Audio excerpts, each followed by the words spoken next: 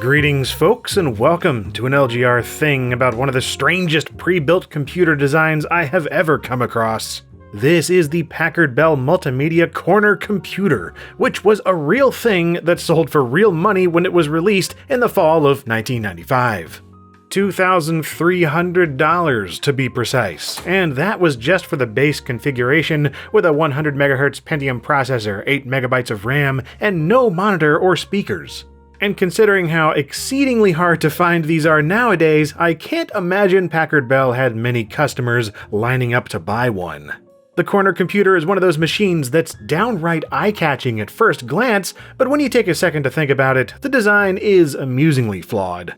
When Packard Bell first unveiled it at a New York trade show in July of '95, they were boastful of its innovative space-saving abilities, claiming its design let it fit snugly into small corner spaces around the home. Like behind this kitchen countertop, as shown in their carefully photographed promo material, putting the Corner Computer right by the spatulas and hanging vampire repellent. And I mean, yeah, cool idea. But then you realize that actually plugging the darn thing in eliminates any potential space-saving advantages, since the cords are still hanging out the right-hand side, pushing it away from the wall. This also means that the drive bays end up jutting out the sides in weird, inconvenient locations. It seems the media didn't quite get it either, seeing as most articles referred to it as being a triangular design, which, no. Looking at it from above, it's clear that it's just your typical Packard Bell desktop with a corner cut out, and the drives in a different spot. Really, it's more heart-shaped than anything. I wish it was a triangular case though, since the corner idea would have been a lot more practical with the drives directly in the front, but nope. The Corner Computer is effectively still a square case like all their other machines. In fact, dropping one of those into the same corner takes up roughly the same space as the Corner Computer. Isn't that fun? That being said though, it's obvious someone bought one because here it is, decades later, and whoever that pioneering purchaser was in 1995 eventually sold it off, where it was purchased by Billy Core, who kindly lent it to me for this video. I appreciate you trusting me with this monstrosity, man, because this kind of technological nonsense is one of my favorite things to experience. I also just love PCs from this generation in general, from the days when Windows 95 was the hot new thing and Pentium 1 processors were cutting edge. And even if the design's actual practicality was a tad overstated, I'd argue that the Corner Computer still looks cutting edge for 1995. Like other mid-90s Packard Bells though, it seems this was crafted by the Frog Design consulting firm. Or at the very least it shares in Frog's other designs for Packard Bell with those wavy plastic ridges all over the place. And check this out, that circular gray centerpiece is just that, a piece in the center. It's not attached to anything, it simply sits there to hold a monitor, and it can be removed to reveal another Face of Technology logo on the case behind it. With that out of the way, let's keep the disassembly going and check out the weirdness inside. The rest of the case easily comes apart. There are only two M3 screws around back holding on the top and sides, revealing that the motherboard and power supply is the same type found in other Packard Bells, just tucked away into the back left. The bigger difference is that the 5¼ drive bays are moved down to the far corners of the case for that all-important corner effect. With the right-hand side originally containing a quad-speed CD-ROM drive, something swapped out here with a 48-speed drive from LG. And in the opposite corner is a 3.5-inch high-density floppy drive and some molded plastic kinda shaped like CD trays.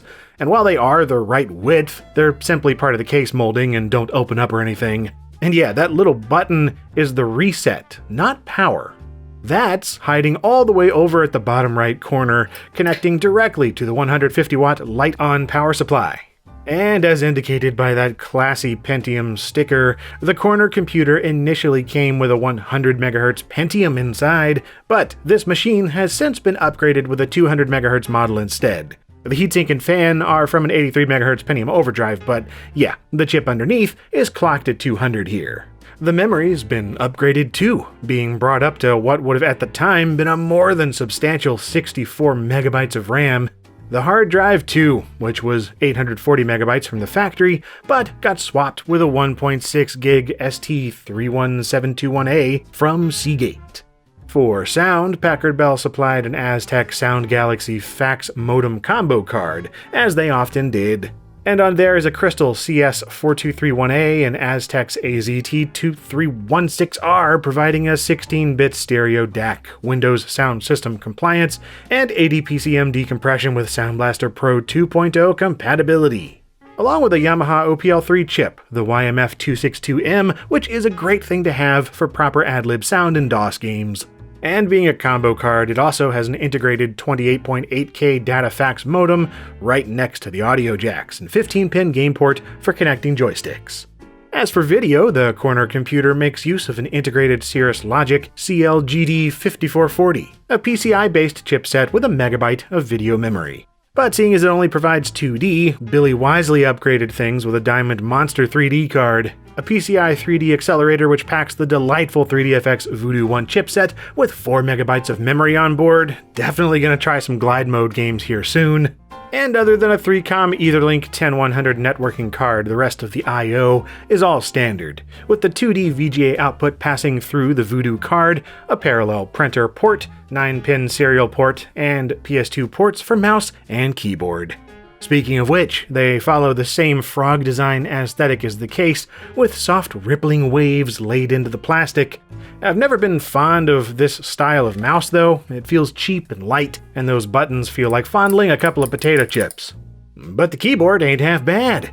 It's based on the BTC 51 series, so it still uses rubber domes, nothing mechanical or clicky, but the MX mount sliders, springy rubber, and ABS keycaps are surprisingly decent. It also uses a non-ANSI layout with a smaller right shift and backslash beneath enter, par for the course with Packard Bell, and it's actually what I grew up with, so I'm used to it. Another peripheral the company made a big deal about was this remote control with an infrared serial receiver, which they claimed was a first in the industry. That's questionable, but no matter what, it's pretty uncommon in 1995, with the press calling it the computer for the couch potato. Yeah, maybe. Good luck reading anything from your couch with the little 14-inch CRT it came with. Packard Bell offered this style monitor with the entire mid-90s multimedia range, and despite the small size and 0.39mm dot pitch, it's quite readable at 640 by 480. And of course, it comes with those classic monitor side speakers bolted on, with a volume and treble knob on the right speaker, and a 3.5mm headphone jack so you can pump those ad-lib tunes directly into your ear holes. But I think I've about talked myself into a corner with all these features, so what's left to do but hook everything up, power it on, and get the full corner computer experience.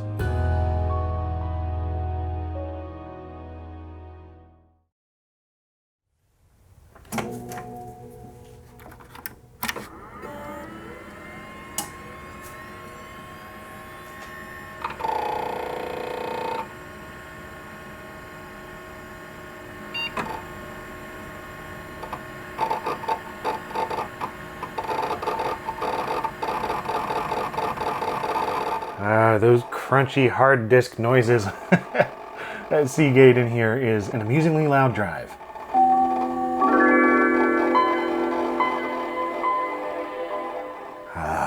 Windows 95.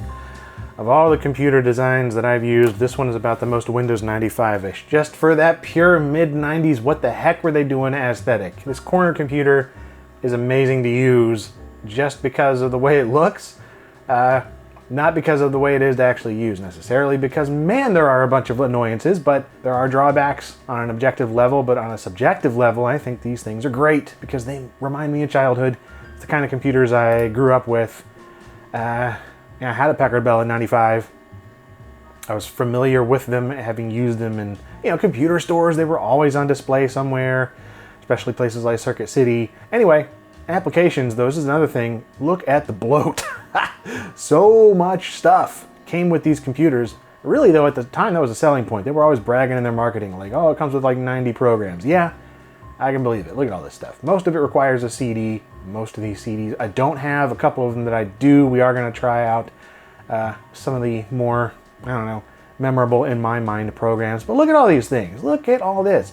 You have alternatives to a lot of stuff that Windows can do, but dang it, it just does it with a Packard Bell flair that is amazing and is just delightfully mid-90s. You're going to love some of this stuff if you haven't seen it, or if you have seen it, you're going to love seeing it again. I promise. Because I think it's cool. Anyway, like for instance, Packard Bell Navigator, which was their sort of front-end shell to Windows, their GUI alternative. Welcome from Packard Bell. We offer you 2 computing environments to choose from. Okay. Packard Bell's Navigator or Microsoft Windows. You may also begin by taking a quick lesson on using the mouse. I would rather not. So this is Packard Bell Navigator, and it's, okay. Gonna keep popping up stuff. Yeah, what the heck? They spent so much time on this, obviously. We'll go ahead and look at these slides. Packard Bell Navigator lets you learn about and manage your computer's features and functions from the viewpoint of being in a 3-dimensional home. My goodness, this is very Microsoft Bob-like, isn't it? And that's because it is. A lot of companies were doing this at the time, including Microsoft, but instead of Bob's assistants and customizable rooms, you have these pre-made, delightfully 3D pre-rendered rooms. Look at this. You can just click on stuff around the house. Like, for instance, you want to access the mixer and speaker controls. Look at that. There it is. Oh, or fax machine things. I don't have fax installed, but there it is. Or hey, MIDI and media sound kind of stuff. Look at this audio station. Look at those fonts. Oh, I love this. Like an audio rack is just on your computer screen. I would have absolutely loved having this back in the day. The Packard Bell that we had in my household in 1995 did not have Navigator. It was from right before when they started doing the whole Navigator thing at this mid-90s multimedia range. And I love this range because of all the stuff that it comes with. We'd call it bloat now, but like I said, it was a selling point back then. We have programs back here. Let's look at these. So this goes to another room. I love the way this looks. I seriously do. It's like, the kind of idea that you get now with like online storefronts, libraries like GOG or whatever, doing their virtual bookcases for your collection of software that you can access digitally, or things that you own in collection apps and such. But here, look at this. They were doing this 25 years ago. So again, very Microsoft Bob, like just, here's some quick ways to access things, or like, oh, I just want to do such and such. I want to view a tax report. How do I do that? Well, you can do it with the mid-90s, that's what. Microsoft Money. Again, the aesthetic is just perfect. Another thing I want to show real quick is the media controller. I showed it really briefly earlier, but you can move the mouse even from across the room, provided there's no interference with the infrared. And it's slow and clunky and awful, but it does work. And I mean, this would have been amazing, right? Mid-90s, remote control computer. What the heck is that about? This is your left mouse button, this is your right mouse button, and you get a whole bunch of little shortcuts to things like opening the CD player, telephone app, applying SRS wow effects. So let's go ahead and open the MIDI player here, and there's a list of things we have to play in terms of a playlist of MIDI files. And let's go over to, this is so off. Why wouldn't you just use a mouse, right? Well, I guess the idea was to, like Packard Bell was doing this thing of trying to promote their computers for, like having a computer for every room in the home. So if homes have multiple TVs in the mid-90s, why not multiple computers? You could stick this in a corner in the kitchen, one of their towers in a corner in the office, another tower in a bedroom or something, I don't know. And because TVs have remotes, why not a computer? You can see the thought behind it. Anyway, let's play this, and I have it right now set to the wavetable sound of the Audio Galaxy.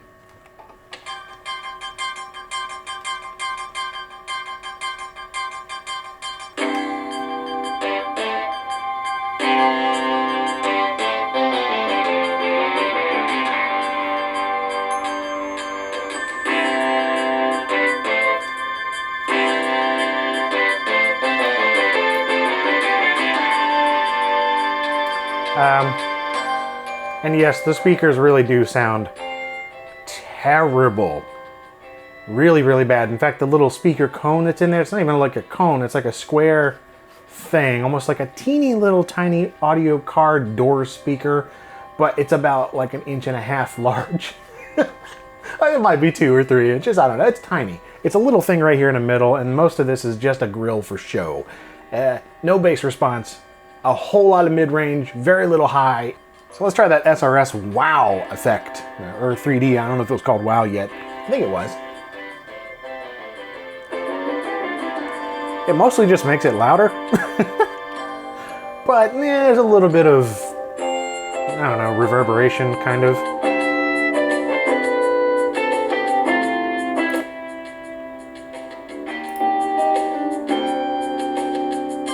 It's so minor, and these speakers are not good enough to really hear the difference. I've gone over this difference in a previous video, talking about one of those graphic equalizer 5¼ inch drive-by things that added SRS effects. But anyway, that's the media controller. I mean, you also get things like on-screen volume control. Again, very TV-like. There's some channel selection stuff if you have a TV tuner card. Look at this. There's a remote reference just to kind of show you what things are. But yeah, I don't have a lot of the things installed on here or like a capture card or anything to show that. But that's the idea behind the remote. It's neat, I guess, but man, you just never want to use it.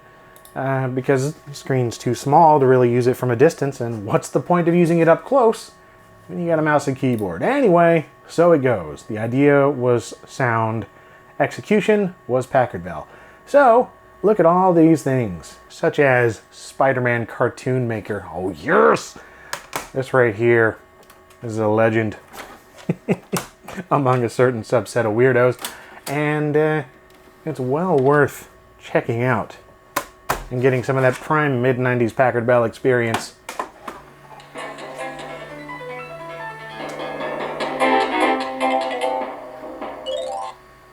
Oh yeah.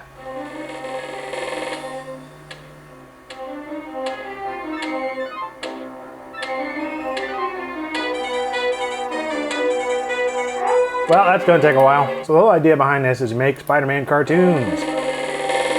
And there's a lot of sounds for everything. Let's go to his bedroom here. I think that's what this is. Somebody's bedroom. So let's put a flaming pumpkin green goblin thing or whatever. There we go.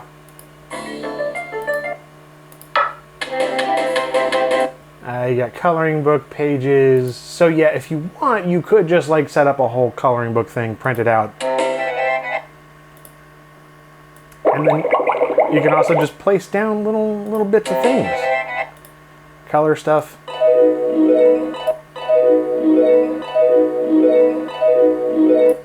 And there we go. And you can play it back.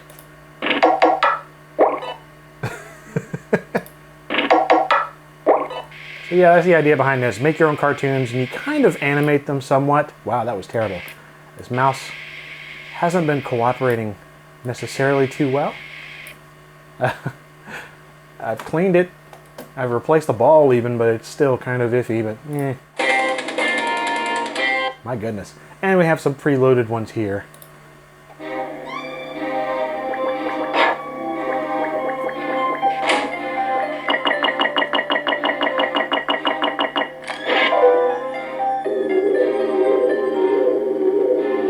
Look at the animations. Stop fighting or you will miss the show. It was a great cartoon. Anyway, so that's the whole thing. You can make your own little animated segments and such. Another mainstay of the Packard Bell mid-90s experience has got to be Journeyman Project Turbo, and it did come with that.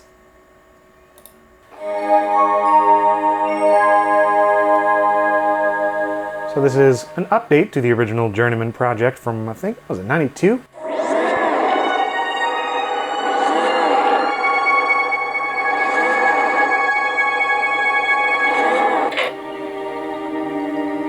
The year is 2318. That's true. The location, the skyborn metropolis known as Caldoria. The Earth is finally at peace after a long, bloody battle against a few tyrants who sought total world domination. Daggum world tyrants. What a lovely day in the Biodome. It's blue skies. I don't know if they're real. Probably not. Just wanted to flush the future toilet. It's got a flanger effect applied. It's awesome. Report to the Temporal Security Annex. Well, I'm just trying to get out of my room, sir.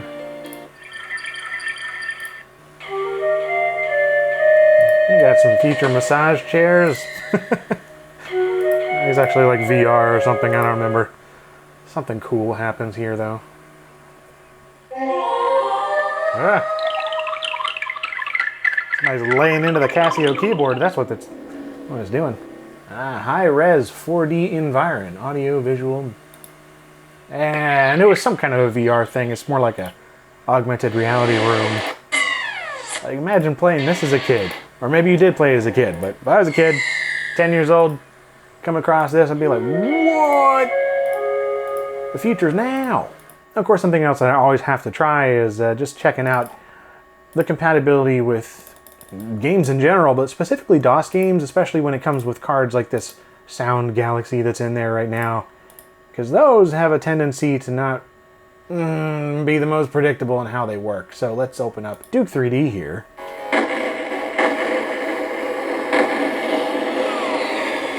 And yeah, it works. There's making use of the OPL3 chip. Let's rock. Damn, those aliens bastards are gonna pay for shooting up my ride. And yeah, I mean, in terms of compatibility with Sound Blaster, it's pretty good. Yeah, piece of cake. Oh. Holy cow.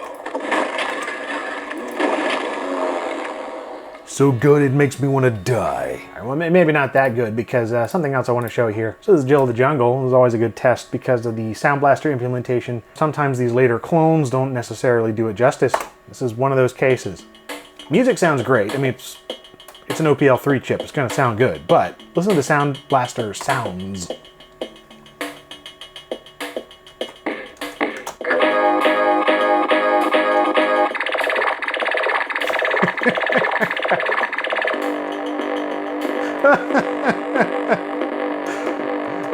It's not good. Most tend to work just fine, especially if it's something that's well programmed. Yeah, I mean, you know, the obligatory Planet X3, this is just using AdLib, so of course that sounds great, and it works great. Because this works on absolutely daggum everything.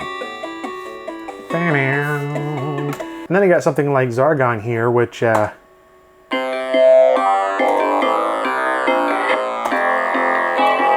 music sounds fine, but the sound, like, yeah, there's just no sound effects for those.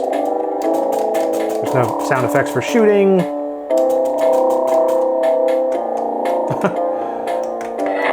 But yet you get those kind of little sounds.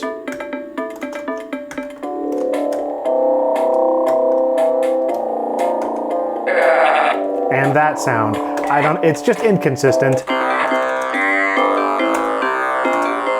Of course, it also came with some of the Microsoft Entertainment Pack stiff.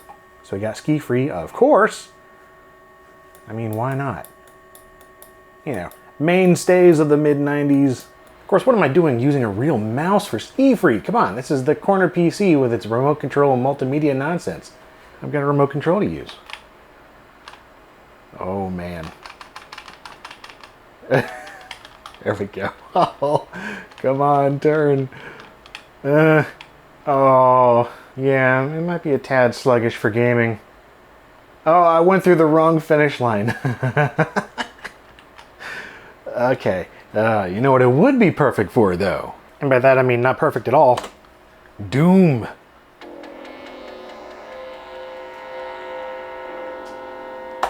Okay, so the way I have this mapped is to mouse controls, which I don't think is going to do anything in the menu, so let's just... Okay, so it is set to mouse controls, so... Oh my goodness. I think each press moves Doom Guy forward 1 pixel. Oh my goodness.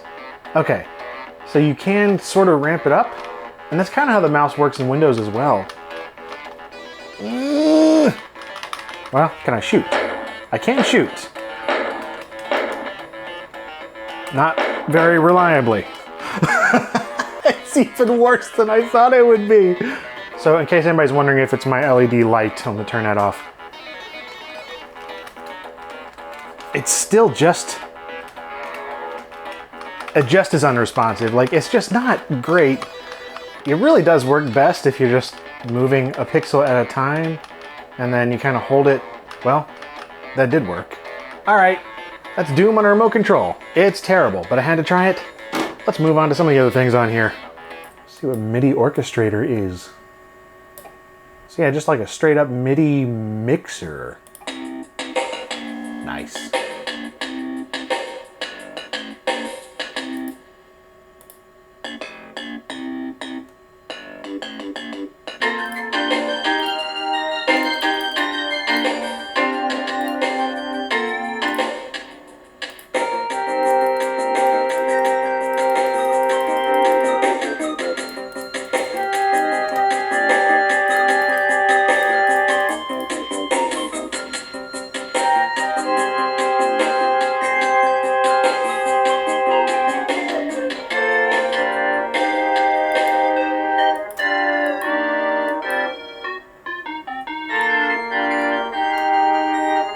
Man, I could play with these things all day.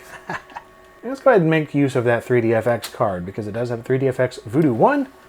And I've actually gone ahead and already installed Tomb Raider 1 for DOS with the 3DFX patch.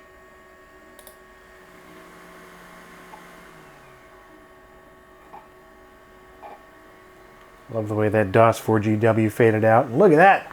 OG 3DFX logo. Oh yeah.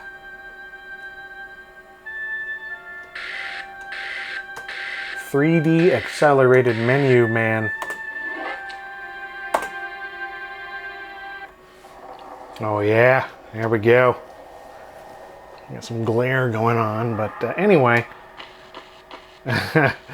Compared to how this looked in software mode and on consoles and whatnot, I remember being mighty impressed.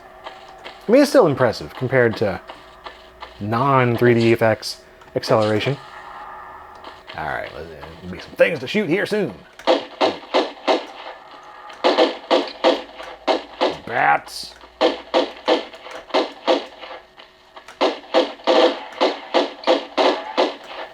Alrighty. It is a tad dark. Might need to turn up the gamma brightness controls in the...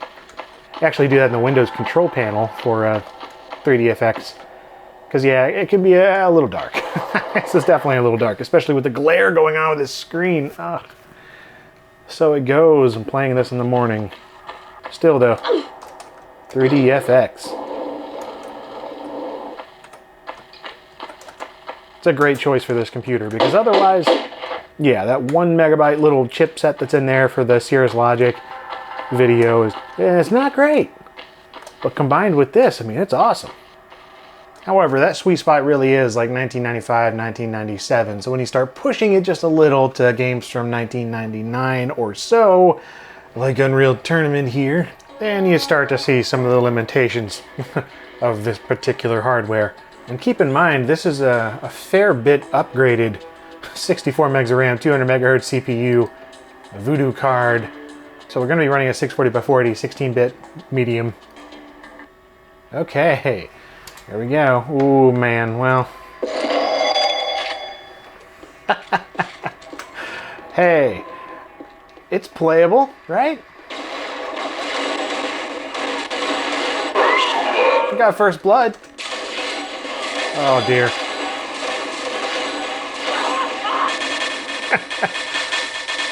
It's trying real hard. Oof. There we go. Thank goodness for explosive ammo mutators.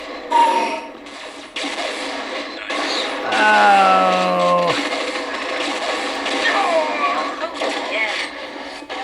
So yeah, like I said, you start running into the limitations real fast if you go beyond like 1997, 98 or so. It just ain't made for that, even with all the upgrades that are in here. So yeah, I'm gonna go ahead and say that is about it for this video on the Packard Bell Corner PC. Just wanted to let you know what it's all about, beyond the aesthetic, and really beyond that, there's not a lot going on. It's just a Packard Bell from the mid-90s with a crazy case design that is a little bit confusing when you think about it. I really wish that it had like a flat front and, was angled on the back. It probably wouldn't look as cool, but it would actually achieve the whole space-saving idea. You still have the cables to contend with, of course, but they could have done something smart about that too, like tucking the cables and a cutout underneath or something.